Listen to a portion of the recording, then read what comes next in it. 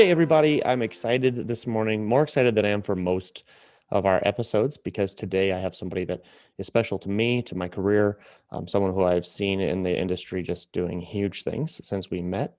Megan Bedford is with us with Desk Free Nation, and Megan's going to talk about all sorts of stuff today, I hope, and we're just really lucky to have her. First, I want to talk about when I first met Megan back on the riverboat Nantucket. I'd met her before, but I didn't realize how awesome she was until we had a dance off, and allegedly she won. But I think that the panel Did. of judges were biased. But we had an amazing time, and from that moment, I saw her and several other colleagues that she was working with just really helping to shape the way I view marketing, storytelling, um, quality, and most importantly, how to take care of people and to take care of your company's image and your company's depth, because that's what goes with you. So, Megan, I'm really excited to have you on today. I'm excited to be here. Thanks, Jimmy.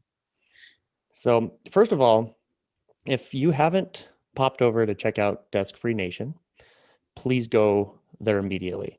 Watch the little video, see what Megan is up to, see what that organization is up to. I think it's imperative for all of us in this industry to rally behind what they're trying to achieve. It's important for the future of what we're doing. So deskfreenation.com, get over there and take a look. Also, I want to thank BidClips, our sponsor. They make this happen. They pay our bills. And without them, I couldn't get on here and hang out with my friends and share things with the industry. So let's get underway. So Megan, first of all, tell us a little bit about yourself. Give me the background, the true Hollywood story of Megan Bedford. All right, I'll give you Reader's Digest version. Quick and dirty. I grew up in Vermont. I was born and raised in a small ski town, and just grew up with love the outdoors. Both my parents were entrepreneurs. My mom still owns a real estate agency, and my dad owned trash companies. And so I had this idea that I would probably start my own business eventually. But what I did right out of college, I went to UVM, is I got a job with Hibu, which was Yellow Book back in the day. And that gave me a great foundation for sales. I had all different types of positions there and learned about the coolest thing about Yellow Pages is you learn about every type of business. You kind of have to be an expert in all of them. My 10th year there, I said, this is one, I don't believe in the Yellow Pages anymore. Everything's going digital. And even though we had a digital component, it just didn't feel like it was really helping business owners. So I came up with this idea, right as, I'm having my first kid, and things are nuts. My husband at the time was going to grad school, and I thought, oh yeah, let's just start a digital agency because that's the perfect time to do it, right? So I did, and I did it with the intent of, I want to be able to help people. I don't want to be putting out fires all the time. I want to actually be able to make an impact on people's business. And that started really in the trades. We created relationships with Nexstar and also franchise systems. The Dwyer Group was one of our clients. And I really liked that business because we niched it out. We niched it out working with specific industries. And then what I was able to do is become a true expert in their industry and help these business owners. And then from there, merged with another company in New York, digital agency. And here I am today, sold that 3 years ago and kind of doing my own thing now in consulting. And really where Desk Free Nation came in was in the trades. As you know, Jimmy, all you hear is all the time is, we can't hire, we can't recruit anybody. Nobody's entering the trades. We're down techs. I'd advertise more, but we have such a shortage. So again, here I am sitting like, well, what can I do about this? And of course, I think I can take on this problem, which is huge. And a couple years ago, I got together with some other leaders in the industry who really are passionate about the trades and said, we need to do something about this. And that's where Desk Free Nation came in. And really, I know we'll talk about that more, but it's really trying to inspire young people to enter the trade, specifically plumbing, HVAC, and electrical right now. That's amazing. I can't tell all of you enough how well Megan not only sees a need in our industry, but then goes and helps fulfill it. But she doesn't just fulfill it in a way that we're used to. She does things that are kind of leading edge and gets ahead of the. What I like about you is you always find the not the symptom. You're not always chasing symptoms. You try to get to the root. What's the root problem here? And we share that in common. Just even with what we do over BidClips and different organizations, to find the root of what's happening will help you in so many other facets of your business instead of just chasing one thing at a time. So that was a wonderful preamble and introduction to Megan, and I hope that was enough for you guys to say, geez, this is somebody worth listening to. But this is all part of the bigger 3-part series we're doing on Today in Trades. That is technicians and team. Like, how are we going to find these people? How do we get to become the employers of choice going into 2021 and beyond? We're in a new decade and a new chapter. So this is the third part and the most important part, in my opinion. It's that topic she just talked about. Okay, Jim, I've learned how to share my numbers with my team. I've learned how to track my productivity to actually know how many people I need. I've learned how to build a culture, thanks to Sid Graf. And if you haven't listened to those episodes, go back and listen to those two. He talks about building a culture and how do you retain the right people. Then this is the linchpin. This is the third one. Okay, I've done my work. I've set up my business. Now, how do I go find technicians? And what Desk Free Nation is going to show you today is that it's different than what you think. Megan, where's the first place that we usually go to find technicians? We go to other businesses and try and steal them. And then we're passing both good and bad technicians around, and generally it's not even the good ones, because generally the good ones will just stay where they are if they're treated well, and we're passing technician back and forth. And that's not true in just plumbing, electrical, and HVAC. It's also true in glass, and it's true in blinds, and it's true in cleaning. It's just it's a pandemic in a way of its own. So talk about that a little bit. What have you seen are some of the problems that have been created by doing this? So what I see what's happening in the trades is people are just trying to put a Band-Aid over it, right? Like a Band-Aid, a Band-Aid, a Band-Aid. And yeah, we will survive doing that for only so long. And what we're seeing right now, what COVID did is it increased home service business, revenue by quite a bit. And so these guys are busier than ever. And now what's seeing is like the bleeding's not stopping, right? There's not enough Band-Aids to kind of cover all the wounds. And the techs, although that has worked and you can offer bigger bonuses to come over your way, or you can offer different things, but at the end of the day, that's not really solving the core problem, which is we have a huge trade tech deficit right now in this country, and it's not going away. And what we need to do is we need to attract young people, both men and women that are at a young, impressionable age, and get them inspired to look at the trades. So not only are we passing people around, which is kind of in a way that, quote unquote, the easy way out, but secondly, one of the trade regs from last year that we studied over on the BidClip side was for every 4 people leaving our industry right now on the technician front, 1 is coming in. Right. So we have even another layer. So not only are we trying to share these valuable techs, but then no one's coming in.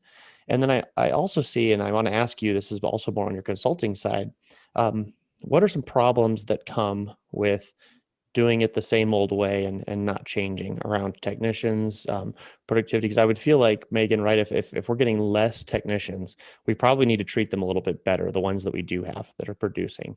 What are some of your clients, in your opinion, what are some of the biggest mistakes that are being made around taking care of our technicians, as well as finding them? And what do you see as kind of the biggest systemic issue there? One of the big issues that I see right now is we're setting, even when we attract a young kid right now into the trades, we're burning them out really quickly. So these young kids, they come with a different set of criteria for jobs now of what they want. They don't want to work, from 7 a.m. to 7:30 at night. They want some freedom in their lives. They don't want to work even sometimes 5 days a week. They want a 3-day weekend where they can go pursue their passion. And what I'm finding is these shops are kind of staying status quo, and that's because what happens is when you're so busy and you're overwhelmed with jobs, what I see a lot of the time is people don't take a step back and say, you know, would I work for my company? Would I want my kid to work for my company? Am I providing an environment that's nurturing and I'm educating people? And there's a ride and decide program. Am I um, offering great benefits? Am I offering some freedom? And, do my employees have input? All of those things, which these young people deem as really important. Am I nurturing that environment? What I find, and I'm sure that's what you find too, Jimmy, is that the majority are not doing that. And I'll just add to that is, and you touched on this perfectly, is that baby boomer industry is retiring. They are retiring, and they were the last generation, I would say, that was okay with that model. And if we don't change for these young kids, the trades are not going to be appealing to them. I love that. I think it's easier to have some baby boomer technicians. They show up on time generally. Yeah. They work. There's a level of gratitude, and we hire. And BidClips has a call center, as you know. I like to call it a call center, a sales company, a commission sales side that we sell on behalf of users. Of our 27 employees, almost all of them are millennials and younger. Yeah. And I found out trial by fire what it took to keep the good ones, because Megan knows me well enough that I love to develop people. I love to coach. I love to be in there. I'm a millennial at heart. I'm a kid at heart. So I had to work extra hard. It's not easy, everybody, to hire the next generation. They're not easy. I'm not gonna lie. No, Now I will tell you, they're wonderful and they're funny, and they sniff out the why, and they're going to smell your bullshit. So totally. you have to learn how to appeal to these people. I know some of you are listening. You're like, okay, well, how do I even do that? Well, you get involved with Desk Free Nation. You reach out to Megans, to other people in the industry, but you also try to do things differently. One of the techniques I love the most is the 4-day work week, like Megan just Yeah. touched on, or even the 3-day work week. My whole life growing up in the trades, I've always thought you had to work 8 to 5, Monday through Friday, and hopefully Totally. you get a Saturday off. Yeah. Now I'm married to a nurse. She loves her 4 and 3 days. Yeah. Right. Hour shifts. She still is full of life. It's only an extra 2 hours. And then she gets these long weekends. We can go skiing. We can enjoy. She can recover. And being a nurse in COVID is about as demanding as it gets. So I do encourage all of you, as you dive into Desk Free Nation, as you dive into, okay, I want to become an employer of choice that actually brings people in that are going to make them stay. There's 3 most important things that I think are important. 1, work out their work schedule. 2, they don't do it for the money. This next generation very much wants to be part of a purpose. So maybe Yeah. you do a charity event as a company. Maybe you tell them that a certain amount of the revenue goes to something they all believe in. Not you, what you believe in, but they believe. What's the cause they want to be part of? 3, a lot of times these are people on the margins that are looking for work. Come alongside of them, help them on that journey. Don't be afraid of it. Lean into it. And then finally, speaking their language, being Yeah. able to talk to them about setting their own goals and being able to meet those as a company. And I know, again, you're like, well, geez, I'm going to give away the farm. They're going to take an inch and take a mile. That might happen sometimes, but what you'll find is pretty quickly you're going to start picking up baristas and waiters, or people that maybe want a career change. And so that's why I do want to start diving into a little bit of Desk Free Nation, some of the things I've loved about you and this organization. And by the way, it's deskfreenation.org. Please go visit it. I'll put it up on the screen. I'm actually going to share my screen for the people viewing this. If you're not and you're at home, that's okay. You can check it out when you want. But here's a couple cool things. So first of all, this is where we're going to go in a direction that a lot of you aren't used to. Notice there's a woman right here on the front page. Women is half of the workforce in America, if not more. And what a great time, especially in light of the world we live in, to start embracing making a culture, a work environment that is safe for women to be able to work in, to be excited about coming to work, knowing you respect them and value them with equality. And so I want to talk about that first as we kind of go through this. How do we make it safe for women? Yeah. So I've seen a lot of women in the plumbing, and electrical business and HVAC. And what I find is, after talking to the owners of those businesses that have women techs, is that women are actually more sought after to come into homes than men. Not because of any other reason except for perceived safety that they're called on. So women are a huge asset to the growth in the trades, as far as I'm concerned. There's nothing that women really can't do anymore that men can do as when it comes to the trades. But some things have to change. Is your company set up um, for to have women in the environment? And what I mean by that is it safe? And are they going to feel safe there? Are they going to feel empowered to go do the same job that the other guys are going to be doing? Um, so that's one thing to ask. And if you haven't pursued, recruiting women in the trades, why not? Why not? And do you talk about that on your website at all? What I've noticed is that we're really missing the boat when it comes to these recruiting sections on these pages of companies. When you're reading through kind of your page on recruiting or what you offer to clients, I would say these people are interviewing you just as much as you're interviewing them. And what I mean by that is they're kind of these technicians, these young technicians have the upper hand. The industry is in a huge need for techs, and they can kind of go anywhere they want and get a job. You could go to any town right now if you have experience and get a career in the trade. So they are interviewing you, and are you ready for that? Are you prepared to kind of be the choice for them right now? And that goes for women too. They're looking at that. Do you have other women that work there? Are you actually, you know, doing advertising for women? Do you have your benefits have things that attract women? Things like that. Is your shop clean? Is your bathroom clean? Do you have Are a the shops changing clean? area? Do you have, Right. yeah, I mean, honestly, and I'm not trying to like profile any kind of gender. I mean, for all your technicians, is it a place people want to come into? You said it best earlier today, male or female. Megan, would you work here? Would Yeah. you get life here, especially if you weren't the owner and you're not getting any profits? You're doing it because of you believe in the craft or you believe in the company. And it goes back to that. Are you controlling and are you stepping in when people are talking about women disrespectfully? Are Yeah. you are you cracking down on that publicly so people see it's not okay? And those are the things that are important to think about. And I'm lucky I had two daughters. I didn't understand empathy till I had two daughters. I really didn't. And so I'm not saying you need to go out and have two daughters. Don't if you love your sleep. But definitely saying that we need to have our company be a place where one of my clients says your grandma can come in and be proud, and My God. your sister.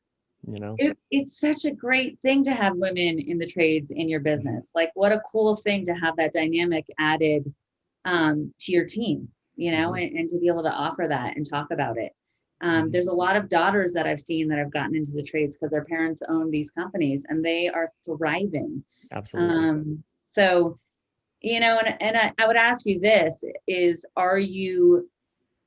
there ongoing learning in your shop? Because that's not only a big thing for women, but for any tech. Are you going to educate me? Is this going to be a place where I learn and grow?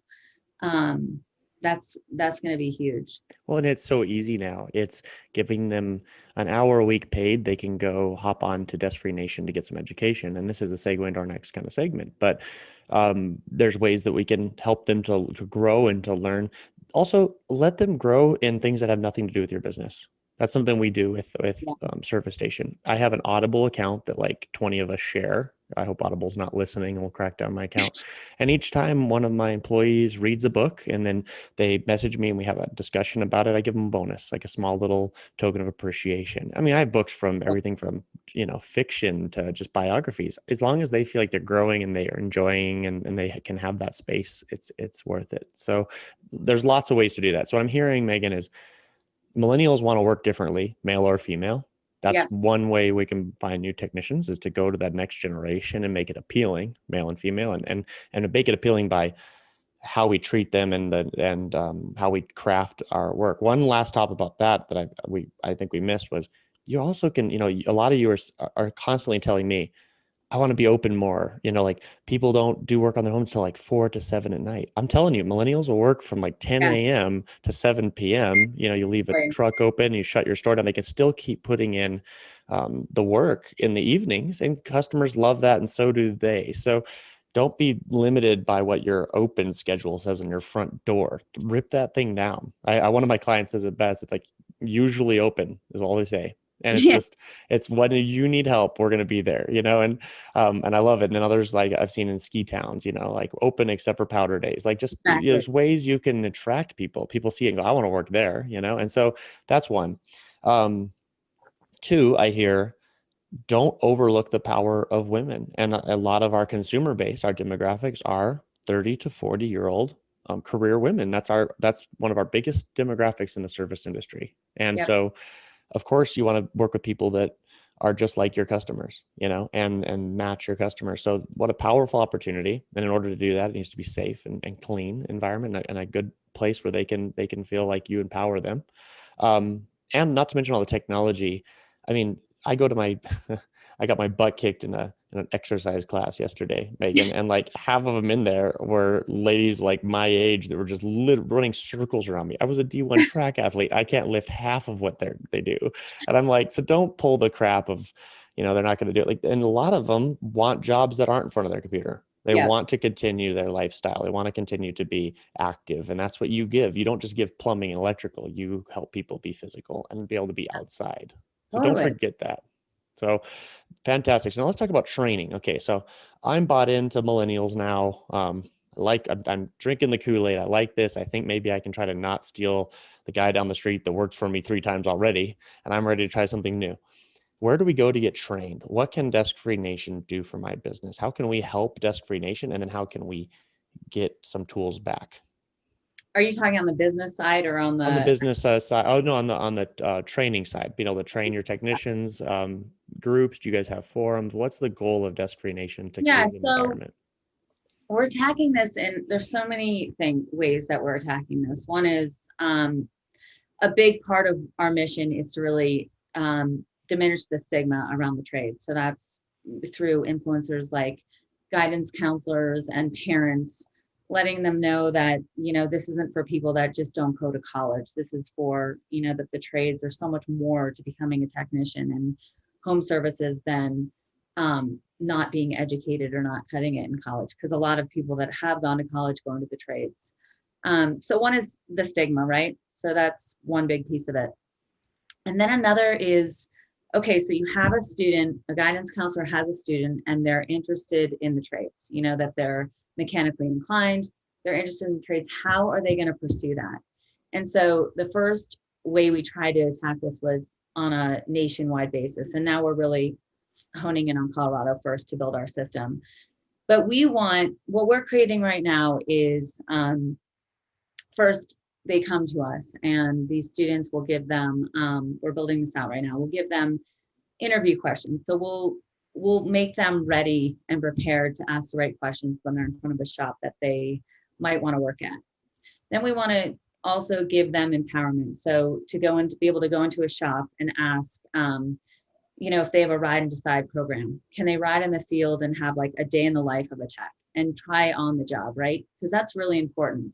And if your shop currently doesn't have that, I would say that would be really important to set up some Oh, sort of. I couldn't agree more. And do you find you don't even have to pay them? They can ride with you for 2 or 3 hours, and a lot of applicants will do that just voluntarily because they're, like you said earlier, it's important to them. They're interviewing you as much as you are them. Exactly. There is some insurance stuff that goes along with that I've talked to some shop owners that say, we don't know how to do this. So there are ways around that though. And I would definitely look at, you want to get somebody in your shop and you want to show them a day in the life. Right. Also, kids want to know, how are they going to grow within that company? How are they going to learn? So what I found in the trades, and this is very confusing to a lot of people, is if you want to become a plumber in Colorado, what steps do you need to take? Do you need to go to trade school? Can you go through an apprentice program? Who offers an apprentice program? And then sometimes that changes from county to county.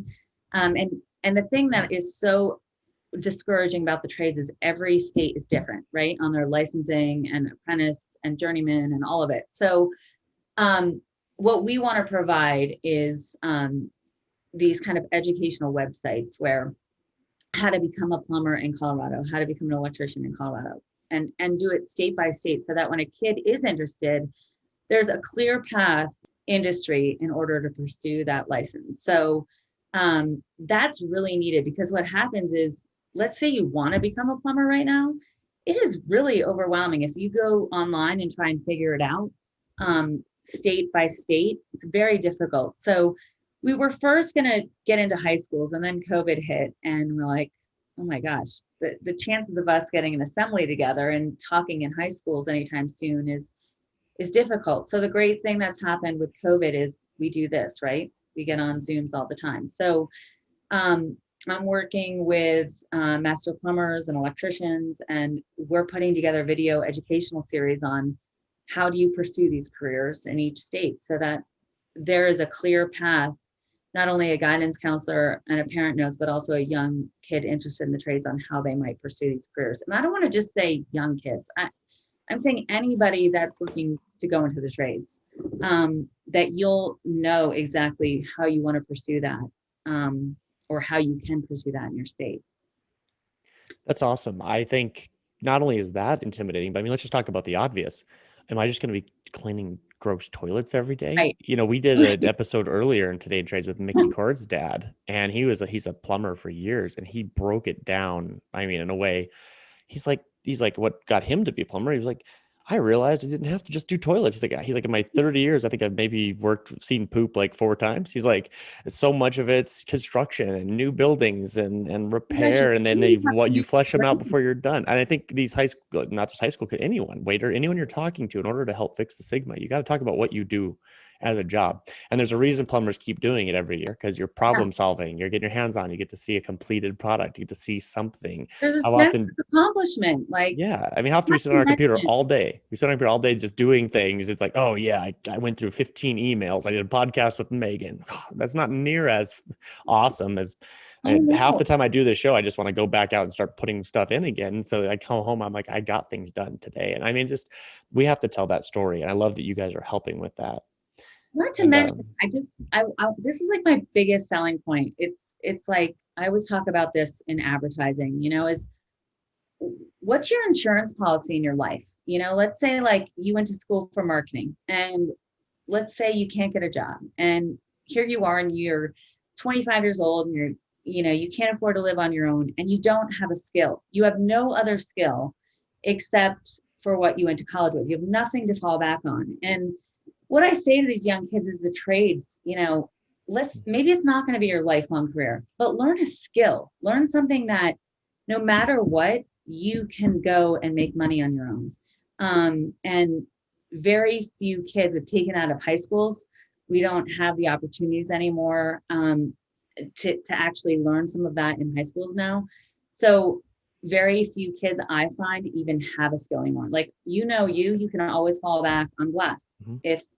If something were to happen, you can always fall back on glass. I worked on a painting crew after college. Like, I couldn't get a job. That was me. And I went and worked on a professional like painting crew. Fake it till you make it. Now that's not like a true skilled trade, but I still know how to do it. I could go do it if I needed to. I would say anything that you work with your hands, you can show up on time, and you're willing to learn is a true skill. And and right now I'm going to call it out. And nothing poor about this profession, but if you're a restaurateur right now, you're a mixologist, you are a great waiter that you know how to talk with people. I'd look around. What a terrible place to be after a pandemic. Maybe it's a chance for you now to explore going into your local plumber or electrician. And I'm going to say the same thing to those of you listening that maybe got this from a friend that's like, hey, maybe you want to consider the trades. Profile them too. Go find the shop in town that fits your values. You are holding the cards, as we just talked about. Now, something we look for, I do as an employer, are you honest? Are you wholehearted? Are you authentic? I don't want my customers thinking you're faking things. I want you to be able to tell a story. And can you listen to the customer's needs and then deliver what they need well? And those things are all stuff that oftentimes, if you've had any work in the food service business, you already know how to do those soft skills. Yeah. So then it's just a matter of learning the hard skills, which aren't as hard. I'll tell you, Megan, that of all the technicians I've had, only few knew the soft skills, and we constantly taught them. So what a blessing for a shop owner to have someone come in who knows how to communicate, knows how to empathize. And then you can teach them how to turn a wrench. You can teach them how to install a glass or lay a bead. But if you don't have the soft skills, that's often hard to teach. Yeah. And I think that's one of the biggest things people overlook in the trades is that you need to be able to talk to homeowners. You're problem solving from the moment you walk in. Also, you're representing that company from everything that you do is a representation of that company. It's kind of like a mix of, sales and, you're using obviously your mechanical, but it's so much of it is your personality. And if you don't know something, it's okay. You're going to get help from your peers. It's really how you handle yourself in front of a client. And I think that's really overlooked in the trades. I think a lot of people don't think that the customer service aspect is such a big deal, and it really is. Couldn't agree more. And if you're listening to this right now as an owner and you think, hey, well, okay, well, where do I begin with a lot of this? I'd say kill as many birds with one stone as you can. One way, and I'm going to stroke the marketing here. If you're not marketing and you're not creating content for your little company, yeah, I know people find you on Google and they call, or you all come by referrals.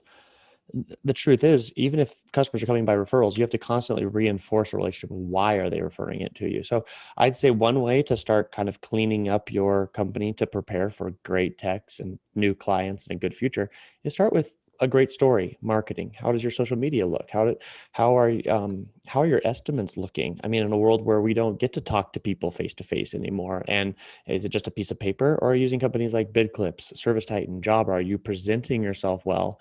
Are you calling MacGyver Consulting, which I love the name of your company, by the way? Are you calling up people like Megan to say, hey, let's tell my story? So, because guess who else sees your estimates or your presentation of your company? Guess who else sees it every day? Your workers. One of my favorite employers of choice here in Missoula, you see his commercials all over TV. And if I was working for him, like, I work for that guy. And it's awesome. And he does a fantastic job. Totally. Matt at Five Valleys Restoration. And he does a fantastic job of setting it up. And I just think that that's really important. And I know a lot of you are so busy and you're doing so well. Well, then invest some of that money back into marketing, telling the story, creating your brand, which is, as Megan is proof with selling multiple companies as an entrepreneur herself, your brand is crucial. And Well, Megan's brand has what are your customers saying about you? yeah. The first, when I'm going to work with a client or consult, the first thing I'll say is, would you call you? And would you, if you were in need of, plumbing repair or, an HVAC, a new furnace or something, would you pick up the phone and call your business? And that's many powerful. times business owners lack the ability to take a step back and look at their business with fresh eyes, like they're a customer. And I think if you can do that, not only you should be looking at that, not only, for customers coming your way, but certainly in a recruiting aspect as well. Would you go work for this company? And if you're not, then you have to go down the path of fixing those issues for sure. Yeah, that couldn't have been said better. My grandpa he's in the literal Hall of Fame of customer service as a grocer in the Grocers Association. And he is amazing. And he did two things. He always inspected what he expects. So he'd walk into his store and act like a customer. And then two, one thing he did that I think I like to share as much as I can. He was so thankful at his funeral years ago. We were talking to some of his closest friends in our family, and no one ever remembers a time that he didn't genuinely thank every customer that left his little grocery store. Yeah. And today in our TikTok generation and our need it now, need it fast, we don't stop sometimes and just look someone in the eyes and say, thank you. I appreciate you as a friend. I appreciate you as a customer. And if we're doing that to our customers, you're going to see a good response. But let's talk about it at another level here. What if we start doing that to our technicians? What if you genuinely every day when they go home, you just look at them and say, thank you. Thank you for putting in all that work for us today. You're helping us move forward. That goes a hell of a long ways. And so that was the other bookend to what Megan's saying. Inspect first, let's figure out. And then the end goal is that you're set up to where you have an attitude of gratitude. It's kind of like, it goes along like this. I watch these business owners and you'll go so far to get a lead, right? Leads are so hard to get. Not only are you investing in marketing, making yourself visible, SEO, etc. And then what are you doing with that lead, right, to convert it? So are you just wasting that $100 lead, or are you able to actually convert it into a book job? Same goes for a candidate. It takes so long to get not only a good technician in your shop, but then you train them, you educate them, you put in all this work into developing them and their skills. And then what? You treat them like crap and they're gone? Like, it's the same thing. How are you treating these precious things that come into your business, like leads and people? And, really people want to feel appreciated. You're so right, Jimmy. That's like one of the biggest things. They want to learn, they want to feel part of something bigger and purposeful, and they want to be appreciated. That's what they want. Yeah, you couldn't have said that better. And then I talked to an older shop owner the other day, and he's still doing all of his own estimates because, he's like, I'm like, why do you still do this? He's like, because I just know I'm gonna tell them about our company and I'm gonna do all the things I want. I was like, well, what if you ever want to retire? He's like, yeah, that's a novel idea. And one thing we got on a talk about was people communicate differently now too.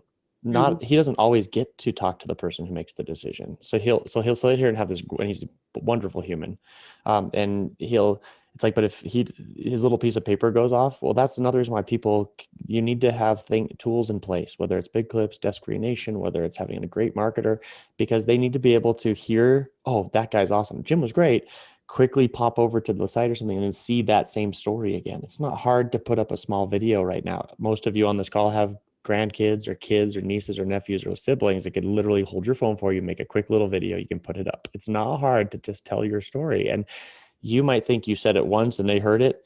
They didn't. In today's generation, our candidates and our customers have to hear things over and over and over again. So I know you're thinking, well, geez, Jim, here you are already on estimates again. No, I'm actually talking about recruiting people. So Yeah. if they're snooping around your company, don't assume they're just going to hear how cool you are at a brewery. They need to know that when they're sniffing around Facebook and Instagram, that they've got some content that just tells who they are. Yeah. Videos. I love that you brought that up. One of the things that we're working on is storytelling in the trade. So finding young kids. So if anybody out there has a young tech working for them, that's awesome. And their stories worth telling. I want to tell stories of the trades of success, so that younger people can see those stories and identify with those younger people and say, oh yeah, I want to do that. There's more to the trades than the old plumbing crack, grandpa that I know that worked in the trades. There's so much you can learn and so much money you can make, very lucrative. Well, Um, it used to be like Norman Rockwell. It used to be an honorable thing. You come yeah. home, a man in a uniform, a woman in a uniform, that you had something you did. And I think we're going to see that again. I really do. I Well, think how about with COVID? Some of the few people that could work when we were in total lockdown was essential workers. Guess who absolutely. are essential workers? Plumbers, HVAC technicians, Hope and I talk about that electrical often. She's a nurse and anyone in I'm in the home. trades. Yeah, we talk about that. We were like that COVID, unfortunately, like we were locked down, but it didn't really change our life. It didn't change our income. And That's that's in really fact important. security. Yeah. And I mean, I hope it doesn't ever get worse than that. But you're right, Megan. We have to start telling the stories. And the other hard part too is a lot of our listeners right now and our clients are just really humble, beautiful people. You Yeah, really are. And so it's like, well, I don't want to talk about myself. They're servants. You serve. That's why you do this yeah, job. Well, I'm not saying go brag about yourself. I'm saying have somebody just tell your story. Sit like you're sitting in a chair and just tell your story about your little company in your own yeah. way. That is very powerful. It's I authentic. think that's what, I think that's what's missing here too, is like on a recruiting standpoint, I want to know that this company cares. And a lot of trade companies, home service companies are still family owned and operated, sometimes fourth generation. I work with some of those, and those stories in your business are really important. And so, as a marketing person, I've been asked, well, how do I recruit in the trades? Well, a great way to recruit in the trades is to tell your story and why it's great to work here. And I team up with Yellow Dog Creative. I'm going to plug them for a second because they are great storytellers in the trades. And they put together just tremendous recruiting videos. And I think if you don't have a recruiting video right now, even if it's something you've done yourself, you should. That should be a goal for 2021, telling people why they should work for your business. And that's called Yellow Dog Creative. Are they out of Denver? They're out of Marquette, Michigan, up in the Awesome. UP. Okay.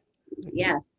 Good. That's a great plug because a lot of us are looking for people that can help with this. And that's crucial.